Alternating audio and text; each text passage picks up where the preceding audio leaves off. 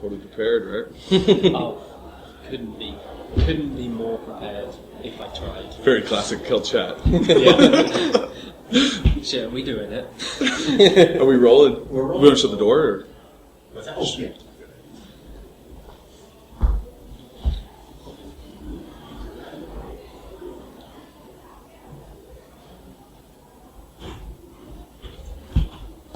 Very quiet on the scene. All right, so we're here talking about KELTchat and whatever else comes up. Can you tell us who you are? I'm Alex Grevitt. I don't know what my job title within KELTchat would be, but organizer, vice president of organization. Okay, I'm Brian Hale, or at Brian Teacher on Twitter, and I've been joining in KELTchats for maybe 2 years, a couple of years. What is KELTchat? I would say KELTchat is kind of a online professional development network for teachers, mostly across Facebook, Twitter, and a blog. There's a Facebook group where we discuss some various teaching issues, and then we use Twitter for more like live chats, and the blog largely is publicity for those two things. And on Twitter, it can be anything that people hashtag KELTchat and to join in the conversation. We have chat sessions, but it can also be an ongoing discussion all the time. So chat session is like... There we choose a topic, or people vote on a topic, and sometimes we have them in the evening for an hour, or sometimes we have a slower conversation for 12 hours during the day. 12 hours. Slow burn.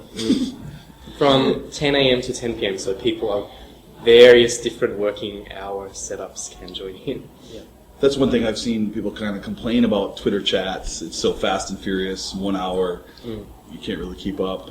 So that was our response to that, is that, it gives you a bit more time to digest, for arguments to die out, get resurrected, for people to kind of think and dive in just when they want to. I think it works well. I think it's one of our better innovations. And how, Alex, you could maybe speak to how KELTchat got started. I could. I guess we modelled ourselves on KELTchat initially. I know I participated occasionally in KELTchat. I think you had too. Sure. And I figured I was looking for something in Korea, and I figured there must be a Korean hashtag on similar lines. There wasn't. So more or less, we found ourselves making one, setting up the chats on the back of that. It's all gone from there. Right, so my memory was that you were just looking for a hashtag for ELT things in Korea, and there was none. Yeah. And then suddenly there was a chat. It was like... It all happened very quickly. Like, I know you and Josette in the beginning, Josette LeBlanc, jumped on board, and I don't think any of us really knew what we were starting at the beginning, but I think now we have a very clear perception of what we want to do and where we want to be. Maybe we started in 2012? Spring? Sounds about right. And Brian, you got involved? Around fall 2012. Right. So my question for you guys is, what has it meant for you kind of professionally or personally or whatever? I think it's... conversations with people at work can often be kind of stuck in a rut or very repetitive, and sometimes not that constructive. But as Scott Thornbury said yesterday, stop complaining. So I think in KELTchat or KELTchat, there's not just endless complaining or saying the same things, and there's a variety of people of different teaching situations and a lot of different ideas, and I think we have very inclusive, respectful, and constructive conversations. I don't want to make it sound scary or inaccessible, but I think the conversations are very friendly and useful and productive,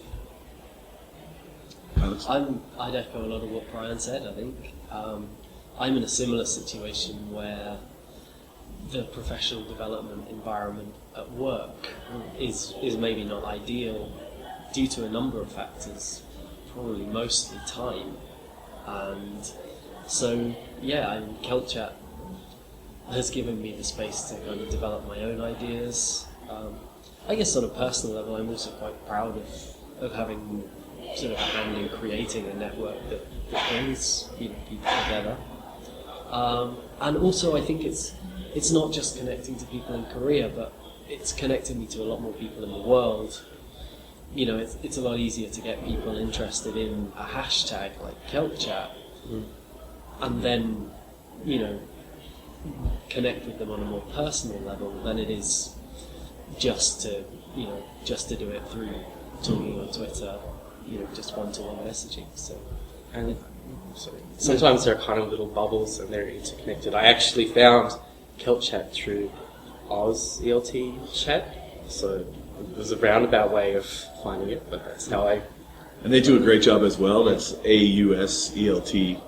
And Sophia and Phil and other people do a really nice job. It was Sophia who told me about KELTchat. Right. Thank you to her. So, Jeff has a question. If someone's watching this and said, well, it sounds great, but I just don't get Twitter.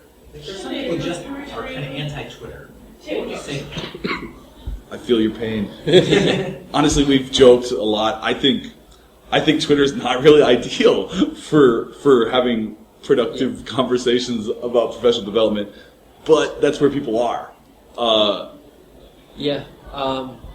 And I might dodge the question slightly by saying, you know, that we, as I said, we work across a range of sort of mediums, and yeah, I mean, if Twitter's not your thing, you know, maybe post on the Facebook group, you know, do some blogging. I guess the other thing is there are ways to make Twitter a little bit easier. Websites like TweetChat, which more or less turn Twitter into, you know, like almost like an old style chat room. Yes. Kind of approach. I think Twitter is a pretty different medium when you're doing a chat as opposed to normal Twitter. Yeah. And I think nowadays, actually, my Twitter account is intense bursts of chats and then not very much else. So. The other thing I wanted to mention is the Facebook group. I think is a very friendly kind of place where you can get good advice without, you know, getting your grammar mistakes critiqued or, you know, being judged for asking a question, which is maybe not the typical mode of communication. And it is genuinely almost 100% about teaching on the group. Yeah, I know there are other Facebook groups where it's kind of non-teaching issues come up. Or the KELTchat Facebook group is it's all real conversation, whereas a lot of other groups turn into kind of spam or spam-esque kind of posts, I think. But we have an oasis of real human conversation. I don't have any other questions. Seems like a good place to Thanks, guys. Cheers. Vice President of Social Media Affairs. Thanks, Jeff. All right. Thank you, Joe. Awesome. And I managed to tweet a